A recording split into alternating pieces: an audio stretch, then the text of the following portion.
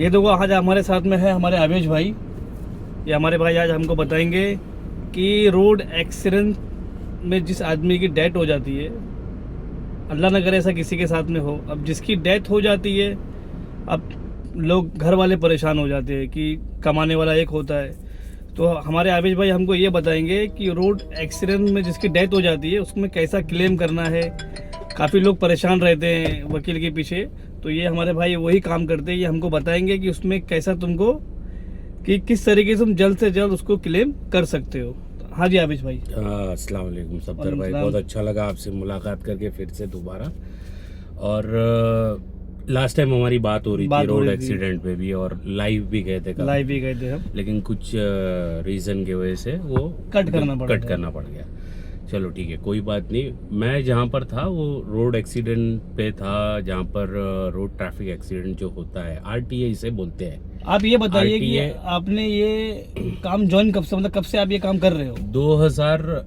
देखिए मेरा एक्सपीरियंस तो ऑटोमोबाइल का है, ठीक है। मैं 10 साल से मैं इंडस्ट्री में था, फिर उसके बाद में सेल्स किया हूँ ऑटोमोबाइल में। मैं लास्ट मेरा जो था वो ऑटोमोबाइल सेल्स में मैं last team leader ASM assistant sales manager तक था, काम किया हूँ। और अभी जो करंट सिचुएशन है यहाँ पर, मैंने 2020 से मैंने अपना काम स्टार्ट किया हूँ।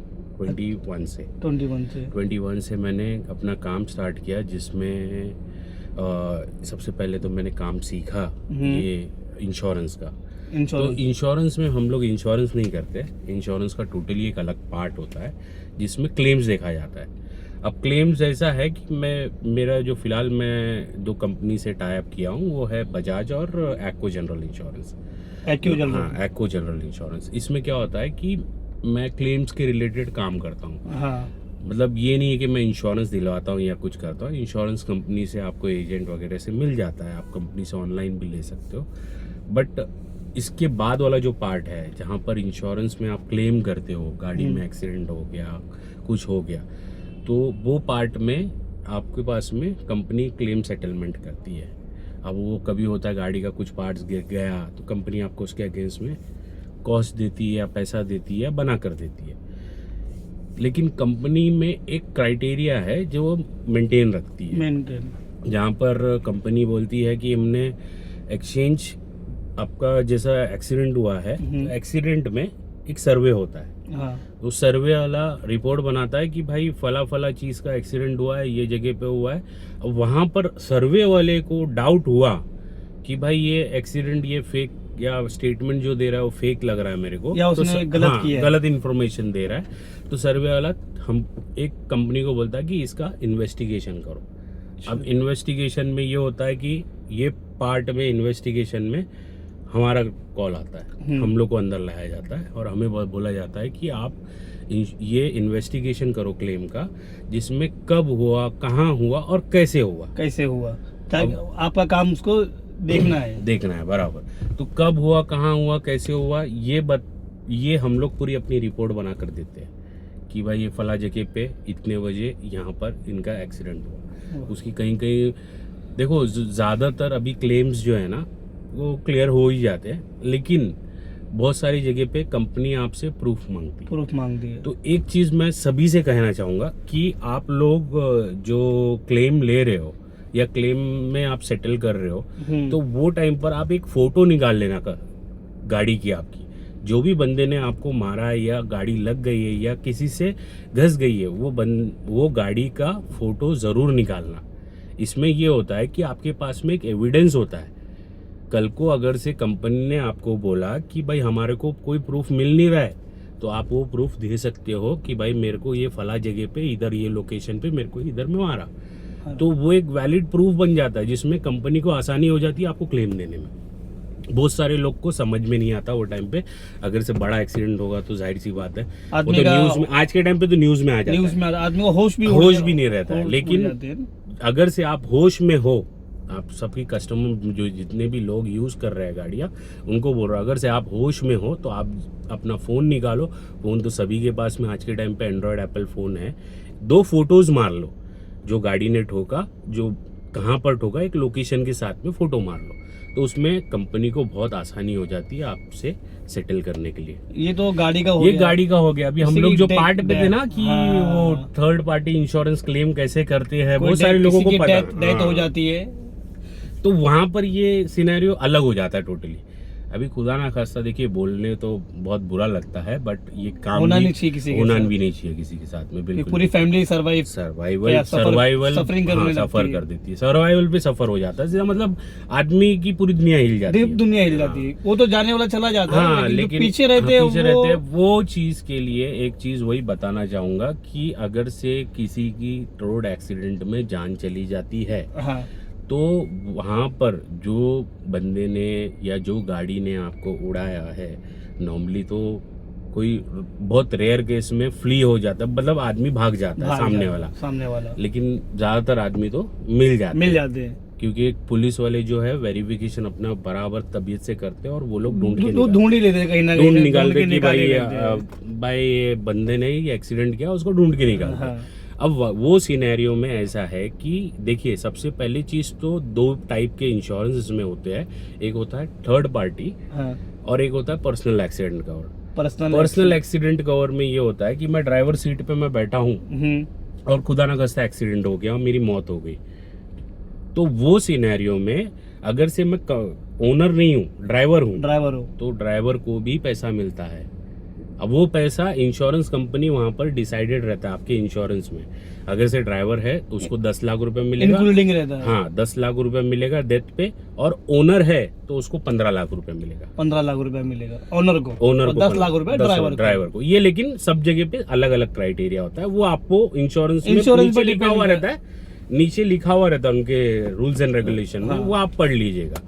अब मैं वो पार्ट पे आता हूँ जहाँ पर वो टीपीएक्स, मतलब चलो पर्सनल एक्सीडेंट कवर भी नहीं लिया, मतलब कोई पैसे 200 रुपए बचाने के लिए बहुत से लोग नहीं लेते, कम इंश्योरेंस के चक्कर में नहीं लेते बहुत से लोग। लेकिन ये चीज 200 रुपए की आप बहुत बड़ा अमाउंट नहीं है, 200 रुपए डाल के आप ले लीजिएगा। आपको भी बोल रहा हूँ, आप भी गाड़ी चलाते हो, आप भी ले लीजिएगा।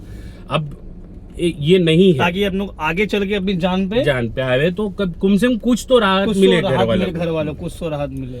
और पीए का पैसा ज्यादा टाइम नहीं लगता है, जल्दी मिलता है। टीपी इंश्योरेंस जो होता है, इसका पैसा बहुत टाइम लगता है और इसका बहुत सारा बड़ा प्रोसेस होता है। सबसे पहले तो अगर से एक्सीडेंट हुआ तो बंदे की जान गई, तो सबसे पहले एक एफआईआर बनता है पुलिस। वो एफआईआर के बाद में आपका जब आप बॉडी लेकर जाते हो, वो टाइम पे एक पोस्टमार्टम रिपोर्ट भी बनती है कि देखा जाता है कि ड्राइवर नशे में तो नहीं था अपना, हाँ, जो गाड़ी में ड्रंक किया था कि नहीं, तो वो सारी चीज वो एक रिपोर्ट में आ जाती है। अब चलो हर चीज में पार हो गए और एक लीगल बैटल हमको लड़ना है, तो आपको सबसे पहले चीज तो एक वकील करना होता है। हाँ। वो वकील नॉर्मली ज्यादातर आप जब एफआईआर होती है तो आपको 10 वकील अप्रोच करते हैं, खुद आते हैं, क्योंकि उनको पुलिस से पता चलता है कि ये फला जगह पे एक्सीडेंट हुआ और इसके ऊपर एफआईआर हुआ है, तो वो लोग आपके पास में खुद ढूंढ के आते हैं आपको, और उसमें आपको पैसा भी नहीं लगाना है। वो कुछ परसेंटेज पे शायद काम करते हैं। वो परसेंटेज देखिए, परसेंटेज तो हमें भी नहीं पता होता है क्या होता है शेयरिंग बेसिस पे, लेकिन ये चीज आपको बता दूंगा कि परसेंटेज होता है क्योंकि वो लोग आपसे पैसा नहीं ले रहे। नहीं तो नॉर्मली आप एक पिटीशन फाइल करने जाएंगे तो आपको 40,000, 50,000, लाख रुपए आपको भरना पड़ता है स्टार्टिंग में, जो आपके लिए वकील आपका भरता है। इसके लिए तो आपसे परसेंटेज मांग रहा है बराबर। अब वो आपका टीपी केस नॉर्मली 6 महीना, साल, 2 साल ऐसा चलता है, आप समझ रहे हो, मतलब इमीडिएट नहीं होता, उसके लिए भी वफा लगता है। हाँ, उसके लिए कैसा है कि जब आपका केस ट्रायल में आता है, उसके बाद में बंदे को बुलाया जाता है, वो बोलता है हाँ मैंने किया है, मेरे से हो गई है गलती, मैंने, तो आपको क्लेम बंदा नहीं देगा, वो इंश्योरेंस कंपनी देगी जिसकी गाड़ी ने आपको ठोका है, या आपकी डेथ हुई है, या आपको इंजरी हुई है, या आप आधा पैर, मतलब समझ लो आधा हिस्सा काम नहीं कर रहा है, जो भी है, डिसेबिलिटी हुई है, उसके अगेंस्ट में भी इनकेस जो भी। अब वो ऐसा है कि वो आपको आपका वकील बताता है कि आप कितना महीने की आपकी कमाई है। अब एक एग्जांपल सफदर भाई आपसे पूछ लेता हूँ, आपकी एज क्या है?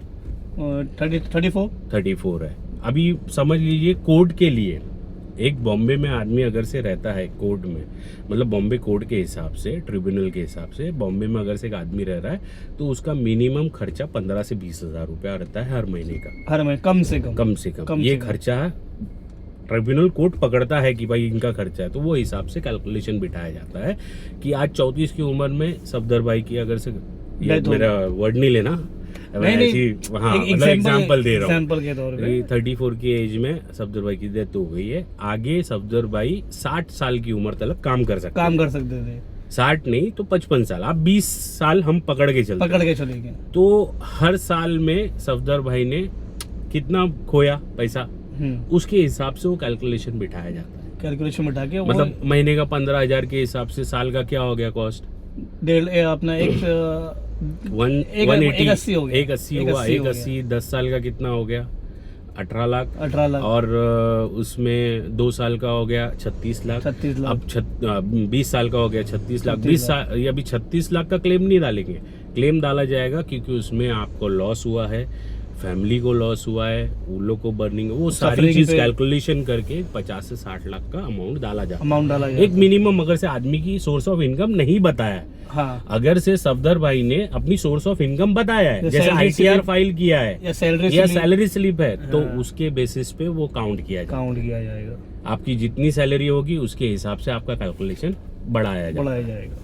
तो ये प्रोसेस होता है। ये प्रोसेस के लिए किसी को भी अगर से दिक्कत होती है तो ज़्यादातर आपके पुलिस जो आपका आईओ होता है, इन्वेस्टिगेशन ऑफिसर, ये भी आपको रास्ता बताता है कैसे क्या करना है इंश्योरेंस क्लेम।